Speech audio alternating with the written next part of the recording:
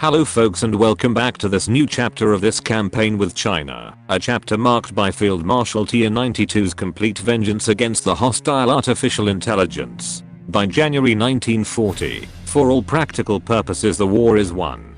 In the early days of the new year, General Zhu Liang First Army's troops cornered and defeated the remnants of the Japanese garrisons in northeastern Korea, while the cavalry divisions of General Hangbin's Second Army were immediately rushed to the new front line. Despite the improvement of the local infrastructures and railway networks, the divisions were set in motion only on December 18, 1938, but reached their final destination only on January 10. As mentioned in the previous episode, Field Marshal TN-92's impatience drastically delayed the final peace with Japan, as it now took longer than any expectation to redeploy Zhu Liang First Army from Korea to the Chinese mainland and to transfer Hangbin's cavalry to the new front line. In addition to this, his troops were hardly trained, nor did have the sufficient experience to maneuver in a mountainous terrain deeply covered in snow. Not only the cavalry squadrons, but the horse-drawn artillery and the other support units as well needed to march in close proximity to the main divisional body. Last but not least, Hangbin had the balls to disobey a Field Marshal TN-92's direct order on January 13th. When the latter ordered to complete the liberation of Korea, but the former refused to send his men in such impossible weather conditions. It was only the next day, when Field Marshal TN-92 suddenly showed up at Hangbin's headquarters, that the commanding officer changed his attitude and ordered his cavalry squadrons to advance southwards in the direction of the coastal city of Pusan. To face the attack, the Japanese High Command deployed 1 armored and 2 garrison divisions, all 3 badly mauled by the previous fighting, and made up of the youngest and most inexperienced soldiers that Japan could offer to delay the inevitable. All 3 divisions were stationed in the fortified town of Kujang, meaning that Hangbin's horsemen could ride unopposed on their flanks, all the way down to Pusan. The harsh weather conditions combined with the difficult terrain meant that it took nearly 2 days, for instance, for the 2nd and 5th Cavalry Divisions to march from their assembly area near Sungho and liberate Serawen. Enemy resistance in the Kujang sector further delayed the Chinese advance in the central region of the front, although this paved the way for another encirclement opportunity. As the left flank advanced without any opposition, it prevented a Japanese retreat towards the coastline, forcing the battered enemy divisions to fall back into disarray towards Seoul. As it inevitably happens during every unorganized rout, the Japanese armored division lost its way and fell back towards the coastal city of Kisang instead of marching southwards. On January 21st, what remained of the enemy armor was completely cut off from every mean of supply and sea evacuation, while the 3rd, 4th, and 7th Cavalry Divisions were poised to attack Seoul from the north and the northwest. The battle for the control of the city lasted until January 25th. As the enemy garrison troops put up a stiff resistance, having understood the hopeless situation, those poor men decided it was better to die where they stood than to embrace another humiliating retreat.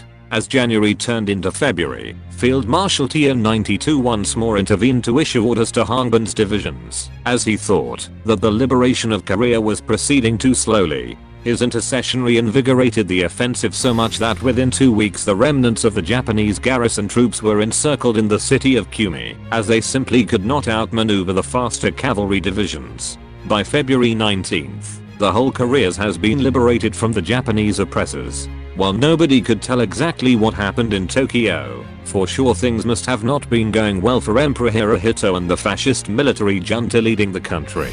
The situation reached the point of no return on March 8th, when the democratic supporters took to the streets, supported by the local police and by nearly half of the national garrison divisions, who refused to be sent to fight the powerful Chinese army led by Field Marshal TN-92. The news quickly spread worldwide, and the smart Chinese commander quickly grasped the opportunity to put an end to the war once and for all. As the representative of the new government, General Tadakuni Enomoto requested to Chiang Kai-shek permission to dock and resupply their ships in the Chinese ports. Field Marshal TN-92 encouraged the next diplomatic step, which was to ask military access to the Chinese army in exchange of helping his faction in the civil war against Japan.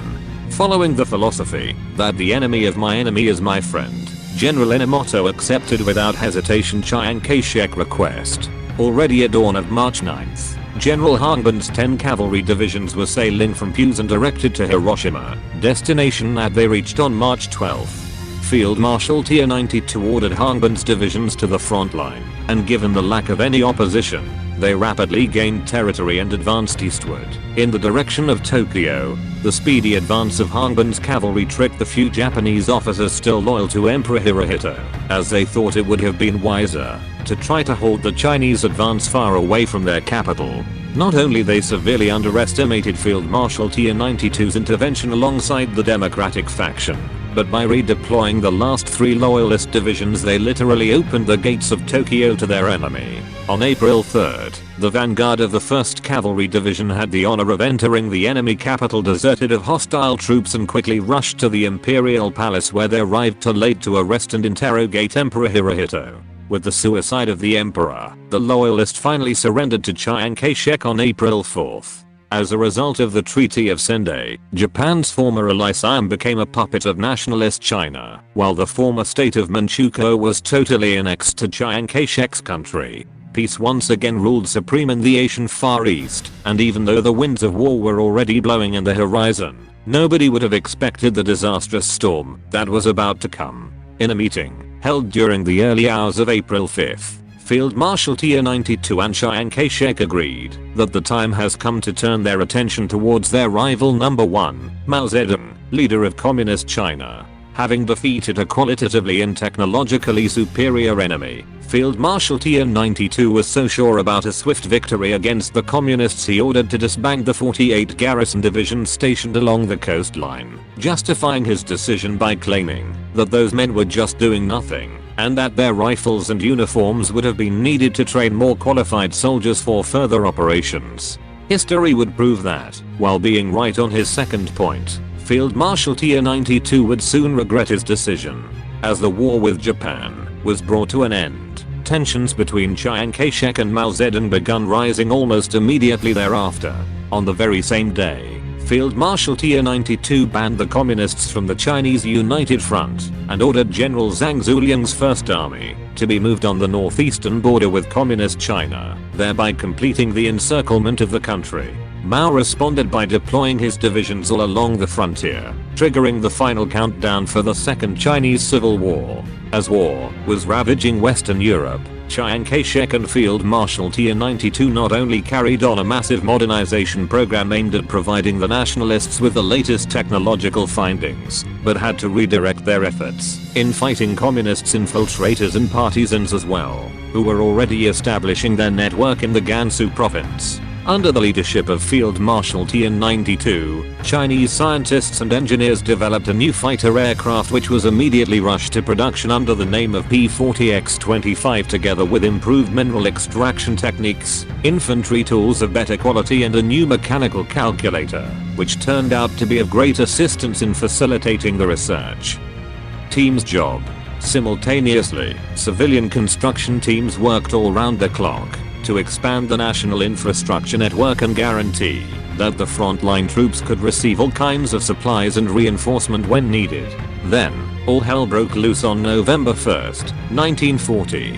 That day, Mao Zedong decided he had enough of his enemies and openly declared war against the nationalists. Having been informed of this, Field Marshal Tier 92 ordered an immediate counterattack which caught the communists completely by surprise. The whole front line erupted in a spectacular show of thunders and explosions as the nationalists' artillery opened up the hostilities with a devastating barrage, which demolished the few minefields and obstacles hurriedly prepared by the communists. Furthermore, Chiang Kai-shek's airmen enjoyed the complete control of the air, even though the 200 P-40 fighters and the 200 twin-engine level bombers at his disposal could not individually support each axis of advance given the extremely long front line. Still, the nationalists immediately gained the upper hand, achieving penetrations of up to 12 kilometers in some cases.